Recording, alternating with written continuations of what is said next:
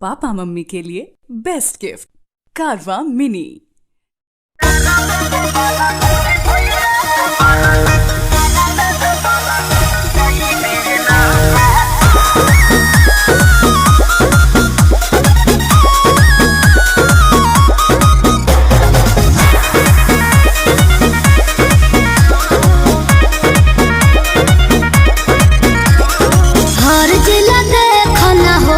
पुजारी हर पंडाल में तोरा गइली माई। अरे हर जिला देखो ना होता पुजारी हर पंडाल में तोरा गइली माई। तो बोल देवना तू हमके घुमोई देना घुमोई देना। अच्छा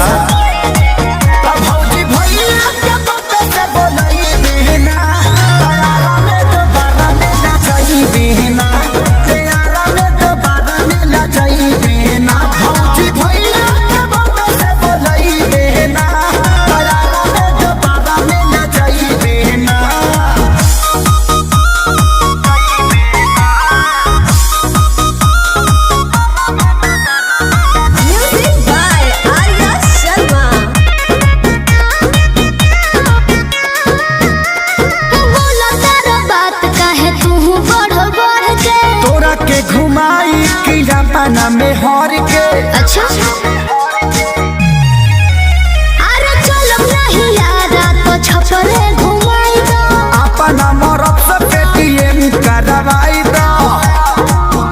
अपना आदत से बाज तू होई बहना होई बहना। अब भौजी भैया के पप्पे से बोलाई बहना यारा में तो बारा में ना जाई बहना यारा में तो बारा में ना जाई बहना। भौजी भैया के पप्पे से बोलाई बहना यारा में तो बारा में ना जाई बहना।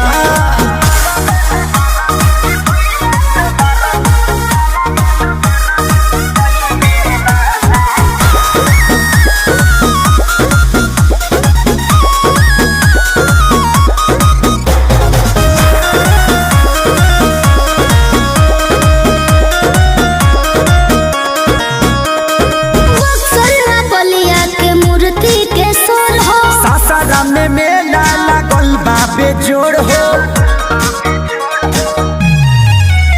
अरे चलो संगे सोनू ना तूरा मोर दिल हो। चाटी छोला तो मिल के भरी हा तू ही बिल हो। बच्चे सारी विशाल से बताई बहना बताई बहना।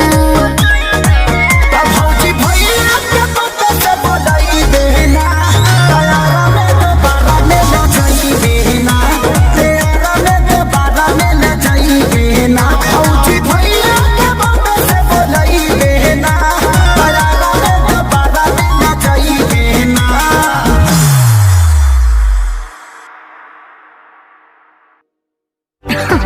अरे पूरा इंडिया हिली बाबू, खाली तू देखत जा।